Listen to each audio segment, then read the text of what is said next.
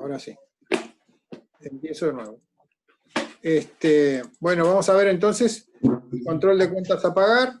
Básicamente hay que correlacionar el tema de las normas contables con la auditoría interna y externa y el sistema de control interno, que es algo mucho más grande que abarca todo en la empresa, no solamente los aspectos contables.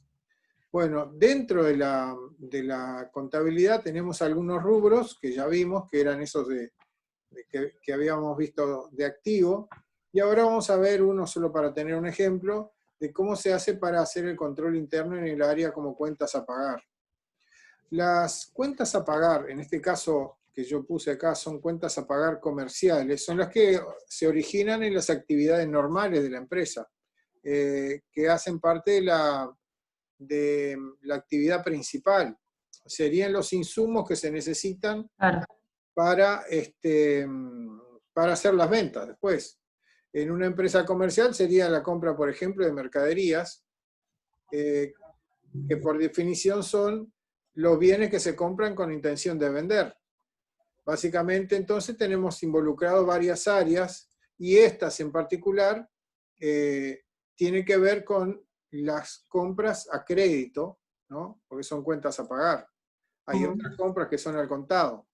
Bueno, estas cuentas a pagar, entonces, hay una definición acá, son afirmaciones que aparecen en el pasivo y representan la existencia de obligaciones que la empresa tiene hacia terceros, por la actividad principal que realiza. En otra empresa, como puede ser una industrial, tendríamos no solamente las mercaderías, sino tendríamos también materias primas y algunas otras materiales, por ejemplo, y también en obras que se realizan por acumulación, por ejemplo, tendrían una serie de gastos que van formando un producto o un servicio, ¿no?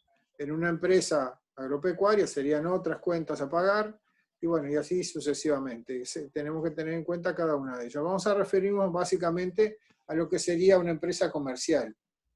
Y el problema que tienen estas cuentas para su control es que son intangibles. Y hay que ver cómo se controla, porque no se puede hacer una revisión ocular. O sea, yo no puedo salir a buscar una deuda. Las deudas están documentadas en papeles, en documentos. Entonces, estas deudas, entonces, con estas características, es un poco más difícil los mecanismos de control que tienen. Tenemos entonces medios directos e indirectos, ¿no? Los medios directos es, por ejemplo, ir a confirmar con otras personas, confirmar con terceros que realmente le debemos a ellos, ¿no? Le pregunto a esa persona que es proveedora mía cuánto es la deuda, o si le debo algo, y por qué conceptos le debo. Y también hay indirectos, métodos indirectos, que son exámenes, o sea, examinar, revisar los documentos que dan origen a los pasivos. Acá hay varios problemas. Por ejemplo, puede pasar que, como esto está vinculado con otros sectores, por ejemplo, la recepción de mercaderías, yo hago compras a crédito, pero luego viene una parte que sigue, que es la parte de recepción de mercadería, y después viene otra parte que es la de cuentas a pagar, la de pagos, donde se preparan los pagos, y también tiene que ver con la contabilidad, porque la contabilidad va a tomar estos registros, todo esto, esa secuencia, de alguna manera queda reflejada en la contabilidad, todo ese proceso. Entonces, van a haber documentos para reflejar esos hechos económicos y actos administrativos que ocurrieron dentro del área de cuentas a pagar. O sea, hay una entrada de mercadería, hay una elaboración de un legajo de pagos. Generalmente el proceso arranca antes todavía, que es la elaboración de una orden de compra, ¿no? Que es un acto administrativo. Esa orden de compra luego pasa al proveedor, el proveedor prepara la mercadería, prepara su factura, nos entrega, debemos controlar que la orden de compra coincida con la factura y a su vez la factura con la mercadería recibida. Generalmente eso se hace en el área de depósito o de recepción, un área del depósito que se llama recepción, hay otra que se llama expedición, que es cuando se saca. Bueno, y todos esos procesos requieren un papeleo que se va formando, lo que se llama el legajo de compras, que luego forma parte del legajo de pagos. Una vez que el proceso de compras fue revisado, ese legajo de compras se contabiliza en la contabilidad y a través de ese legajo, más la registración contable, se forman los legajos de pagos, que luego se anexan con los documentos de pago, que son efectivo, cheques, transferencias bancarias o lo que sea. Es lo que elija la empresa.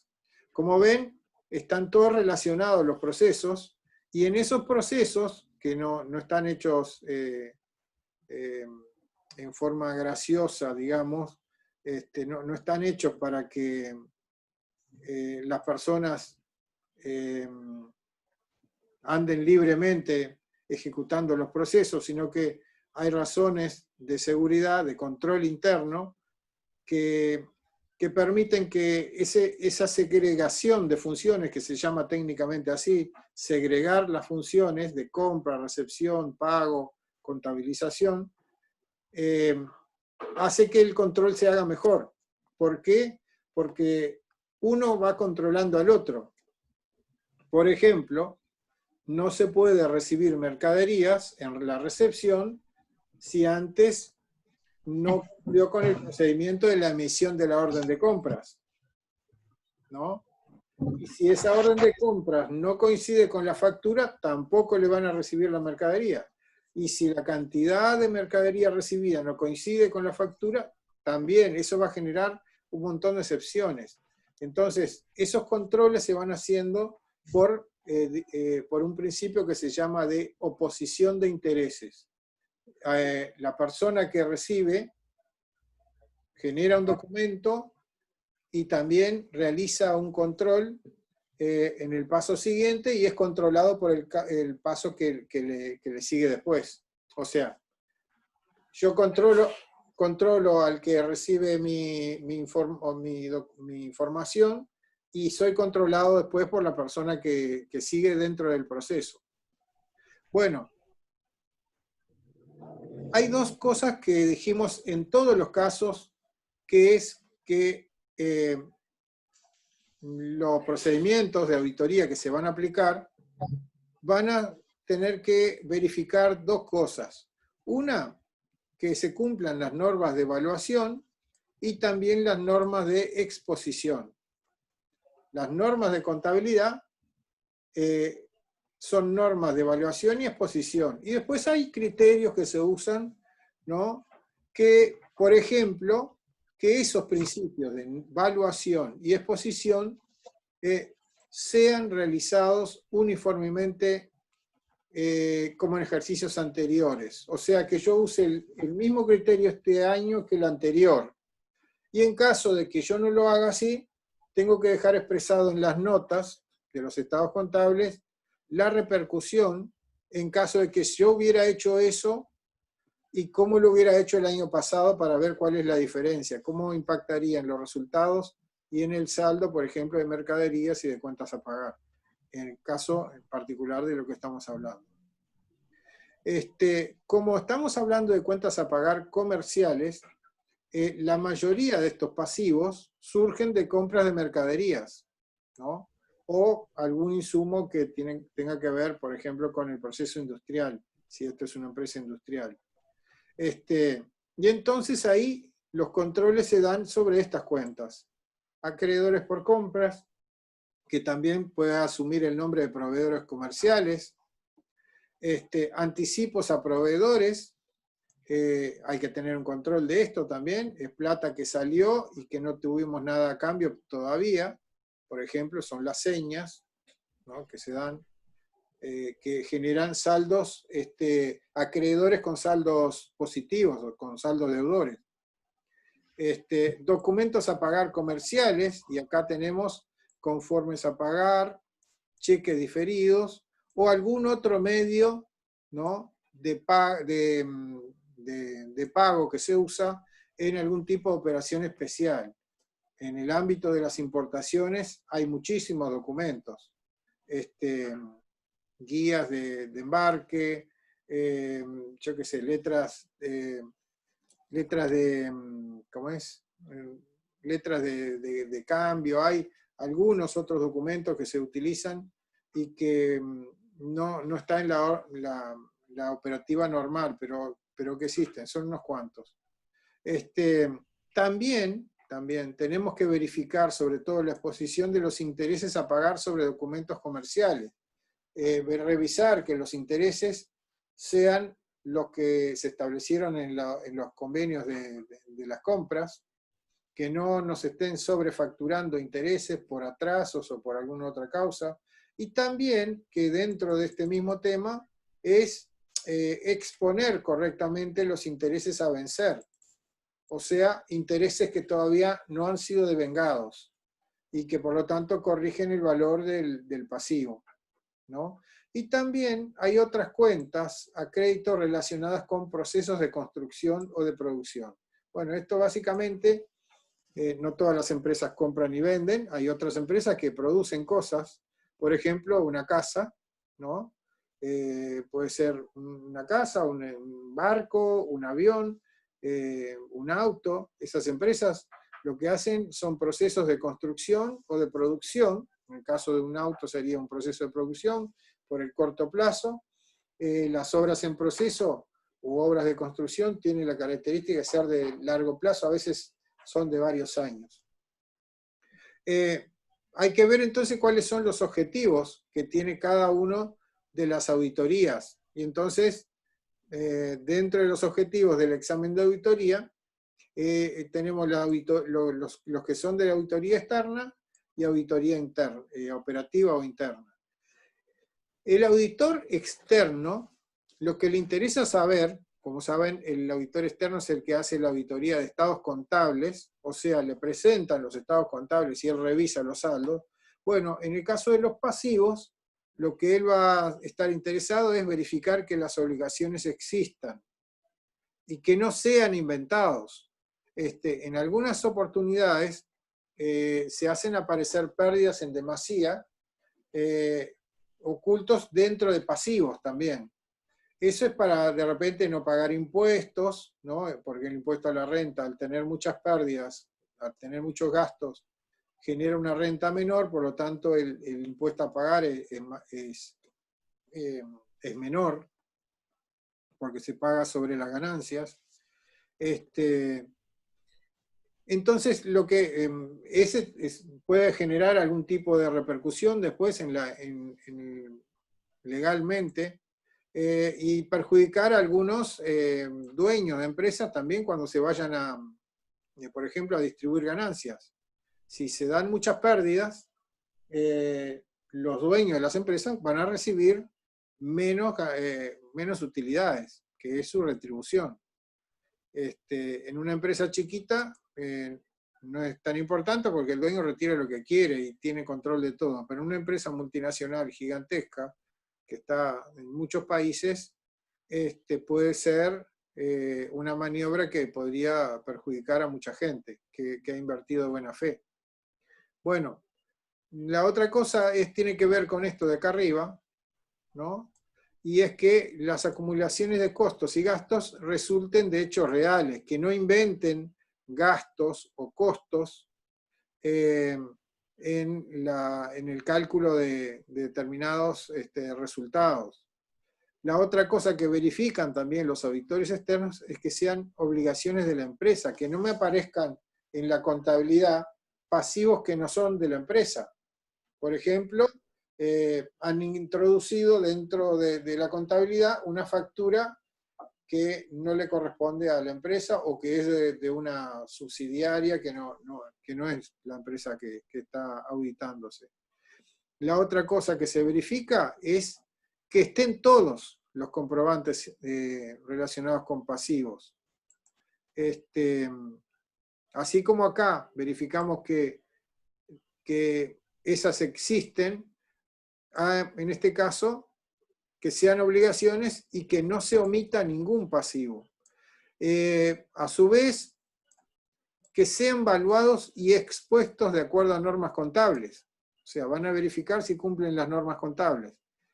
Que no se omita ningún pasivo, o sea, que no se oculten pasivos también. Una de las maneras también que se hacen maniobras es ocultar pasivos.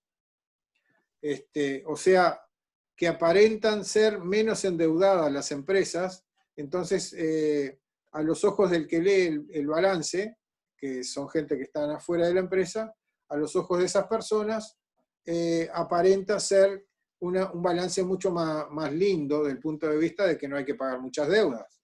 Pero en la práctica puede pasar que se oculten pasivos, ¿no? Y después aparece la sorpresa, porque va a haber que pagar esos pasivos. Independientemente de cómo se pongan bien o mal, en determinado momento se van a hacer exigibles y hay que pagarlos, aunque estén mal expuestos. Y que otro aspecto que habla acá es contabilización uniforme con ejercicios anteriores, es lo que hablábamos recién. ¿Ah? Que se registre la contabilidad de acuerdo a normas uniformes, o sea, que sea consistente. Respecto a la auditoría operativa, además de lo que está acá, o sea, todo esto, como está todo el día el auditor externo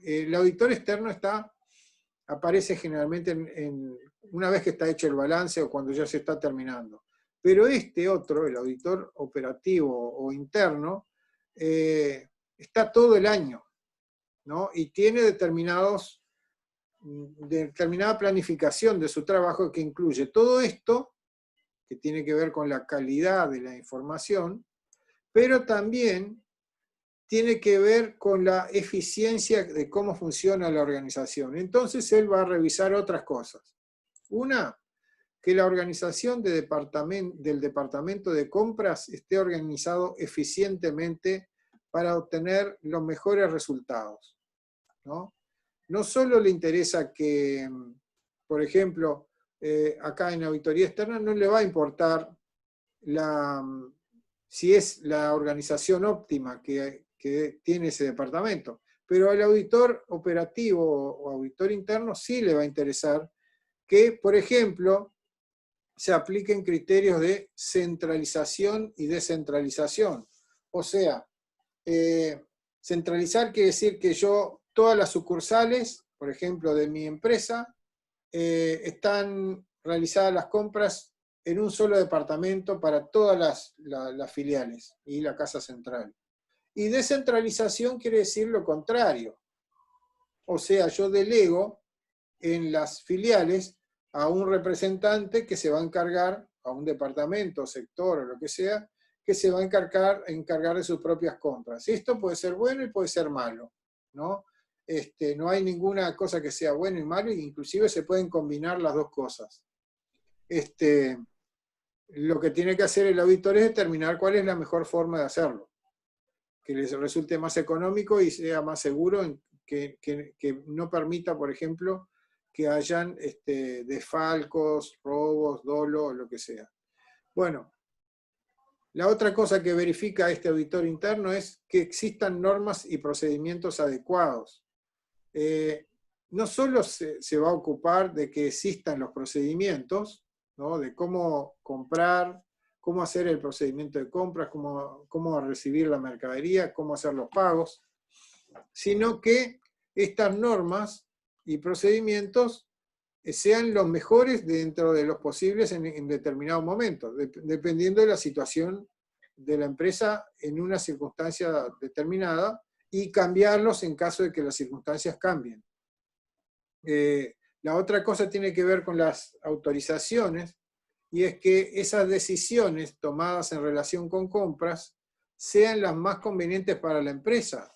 Entonces se usan procedimientos, por ejemplo, que tengan que ver, por ejemplo, con pedir varias cotizaciones del mismo producto, 2 o 3 o 4 o 5, dependiendo de la importancia, que se negocien no solamente desde el punto de vista del precio, sino de la calidad del producto, pero también otras cosas como por ejemplo la reputación de la empresa que entrega el producto, la puntualidad, se le califica por su trayectoria, ¿no? De repente es un poquito más caro, pero nunca falla.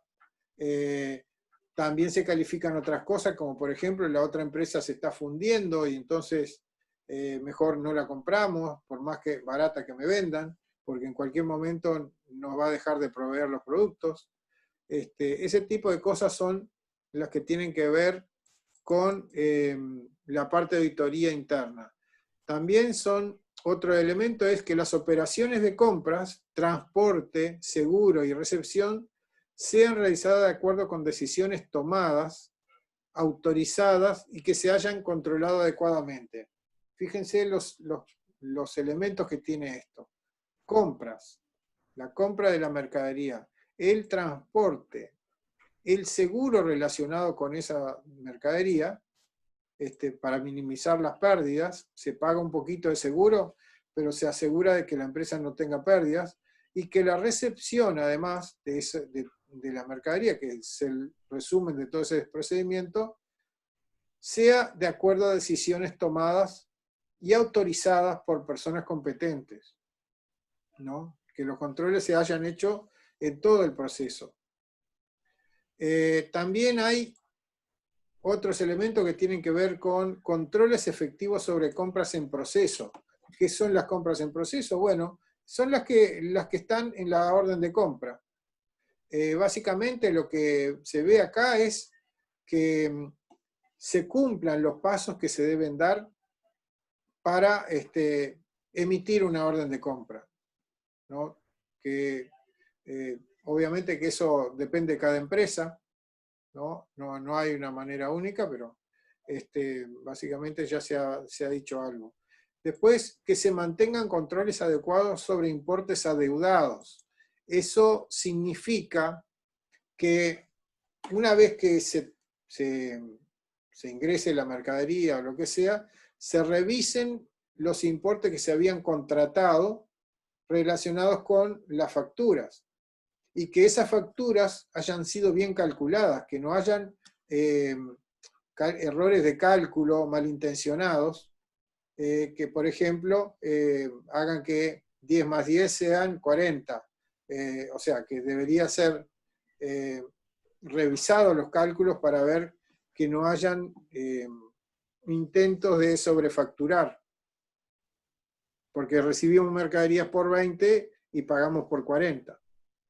La otra cosa que es muy importante es que exista un archivo adecuado y seguro de documentación. Debe estar todo muy bien documentado, cada operación debe ser documentada y bien archivada también. Eso es por una cuestión de responsabilidad de cada uno de los que intervienen en el proceso. Los documentos transfieren responsabilidades de un sector al otro. Por ejemplo, un remito saca la responsabilidad del depósito y se la entrega, se lo transfiere a la fábrica, por ejemplo, que recibe la mercadería. Y la fábrica hace otro remito y se lo envía al depósito nuevamente como producto terminado. Y cosas así son elementos que tienen que ver con la documentación y el archivo. Que existan registros y procedimientos contables adecuados. Esto también, la contabilidad debe acompañar todos los procesos internos que hay dentro de las empresas. Y que las políticas de personas protejan a la empresa en caso de posibles maniobras dolosas. ¿Qué quiere decir esto? Que el Departamento de Recursos Humanos debe tratar de cubrir determinadas situaciones que pueden llegar a darse. Por ejemplo, contratar seguros sobre la sustracción de mercadería o deterioro o algo por el estilo. Robo, por ejemplo, que puedan ocurrir dentro de la empresa. De repente que falte una pequeña cantidad no es importante, pero puede pasar que surjan situaciones donde se hacen rutinariamente desfalcos, por ejemplo, de extraer combustibles o alguna cosa valiosa que se pueda revender en la calle, ¿no?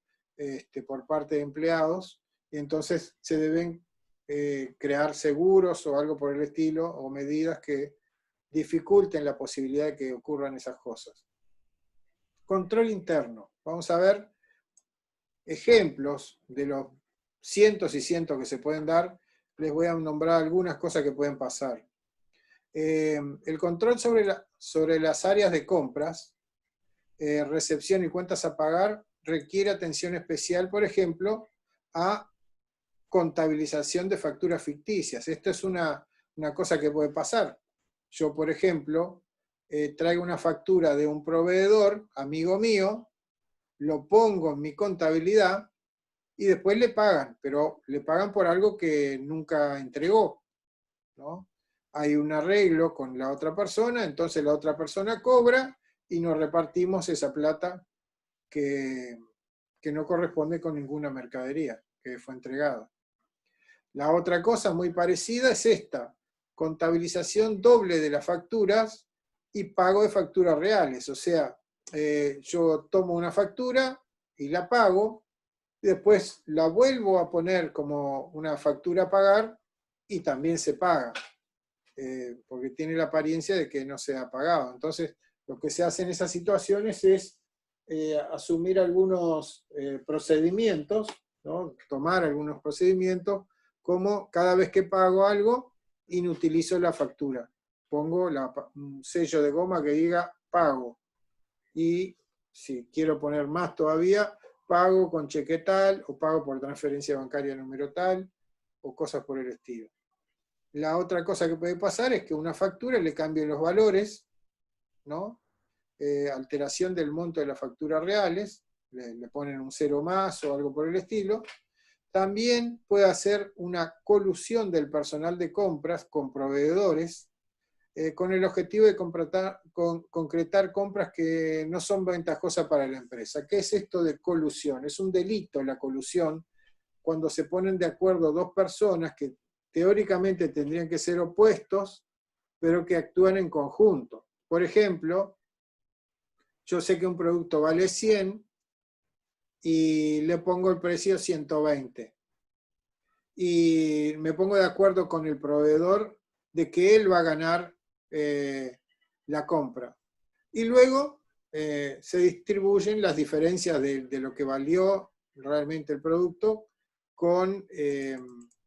entre el vendedor y mejor dicho, el comprador y el proveedor. O sea, entre ellos se distribuyen las ganancias. Las ganancias no, las diferencias. ¿Qué se puede hacer, ¿no? Para lograr un mejor control en las áreas que ocupan la compra, la recepción y las cuentas a pagar? O sea, la parte de pagos. Hay que tener en cuenta, por ejemplo, la centralización y descentralización de departamentos, con lo cual hay que hacer control de inventarios, que está relacionado con o sea, control quiere decir que la entrada, la manipulación y la salida del inventario debe estar controlada, pero sobre todo la entrada, ¿no? La posibilidad de utilizar inventarios en otras sucursales y depósitos antes de realizar compras. ¿Qué quiere decir esto? Quiere decir que si antes de salir a comprar algo, verifico si en otro lado de la empresa, si en una sucursal o algo, no hay ese mismo producto y no tener necesidad de salir a comprar algo que ya tenemos y que no se está vendiendo. Bueno, la posibilidad de una mayor especialización en los procesos de cada área. En algunos lugares es mejor tener especialización en determinados procesos. Por ejemplo, en un hospital, algunos se especializan en medicamentos y otros en materiales que se usan en las salas de internación. Unos son drogas, los otros son algodón, agua oxigenada. Esos no son medicamentos, son cosas que se usan dentro de las instituciones. Y hay otros que se encargarán de cosas generales, como por ejemplo comprar escoba, paño de piso, lo que sea, se especializan de esa forma y con eso logramos mayor eficiencia en la parte de compras.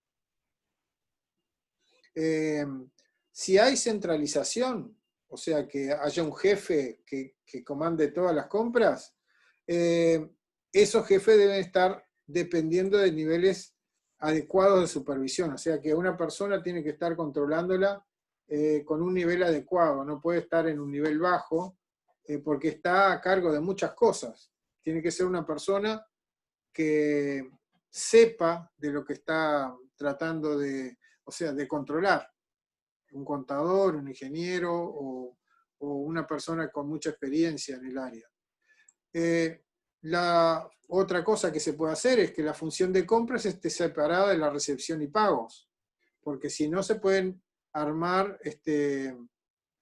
y yo agregaría otra cosa más, que la contabilización no esté relacionada con ninguna de estas secciones, porque se pueden manejar los papeles para que todo dé de acuerdo a lo que, a lo que debería dar, a lo que quieren que dé, pero que no es la realidad. Si estas funciones están descentralizadas, que estas áreas tengan responsabilidades y limitaciones para evitar que hayan excesos. O sea, si estamos hablando que esto se lo pasamos a una sucursal, este proceso de compra, bueno, que esas personas tengan responsabilidades y también limitaciones para que no haya exceso, en el sentido de, por ejemplo, una norma que se le podría decir es, si las compras sobrepasan los 100.000 pesos, tenés que pedir autorización a la Casa Central, ¿no? Esas son limitaciones, y si los hacen, si se desvía de esa norma, tiene una sanción. También se deben tener en cuenta normas y procedimientos. Y acá hay algunos, que haya normas claras y precisas en todas las áreas relacionadas, que las normas contemplen la posibilidad de controles automáticos, como por la segregación de funciones, el primero controla al segundo, el segundo al tercero, y así sucesivamente, que los sistemas de autorización sean razonables, ¿no? Relativo a montos y personas autorizadas, o sea, le digo a determinadas personas que hagan determinados controles hasta cierto punto, y si son mayores a esos, no pueden hacer ese tipo de compras. Y en el caso de los límites, que esos montos se actualicen cada tanto, porque pueden haber problemas de inflación que hagan que cada vez que tenga que pedir algo más o menos caro, tenga que pedir una autorización. Algunos procedimientos que se pueden hacer de las compras es revisión de compras y comprobantes, o sea, revisar que las compras estén respaldadas por los comprobantes correspondientes, revisiones conceptuales, a ver si la cantidad que se compra más o menos se parezca a la del año pasado o a la del mes anterior, revisiones matemáticas sobre saldos y documentos, a ver si las facturas no están mal calculadas, ¿no? Confirmaciones de saldo con proveedores, o sea, ya estamos terminando, no creo que haya que reconectar de nuevo, pero son cosas que estos procedimientos son, algunos de los procedimientos que dicen acá, son elementos que se toman en cuenta para evitar todo lo anterior, para que todo sea correcto. La otra cosa, revisar registros contables con documentación contable, revisar que los procedimientos y normas se cumplan, o sea, pararse al lado en el depósito, por ejemplo, y verificar que estén revisando la factura con la mercadería que está entrando, y después revisar el documento a ver si coincide con la orden de compra. Control de devoluciones y descuentos y analizar las causas, por qué se están haciendo devoluciones, o por qué tengo una nota de crédito y a ver si ese descuento o esa nota de crédito correspondiente a una devolución realmente se hizo, ¿no? Comparar las devoluciones de compras con registro de salida de mercadería. O sea, ver si hay un remito de salida de esa devolución de compra y no que sea ficticia. También hay elementos administrativos como comprobar la correlatividad numérica de los comprobantes relacionados con mercaderías. Internamente se trata de tener unos documentos que tengan que ver con la cantidad de digamos, de transacciones que ocurren adentro. Entonces tienen una numeración que se controla después. Bueno, que no falte ninguno, que no se omita ninguna operación. Después hay otra cosa que es separar la función de pago de las de compras y registro, que ya se mencionó. La búsqueda de pasivos omitidos, buscando los rubros relacionados con las compras y devoluciones. Eso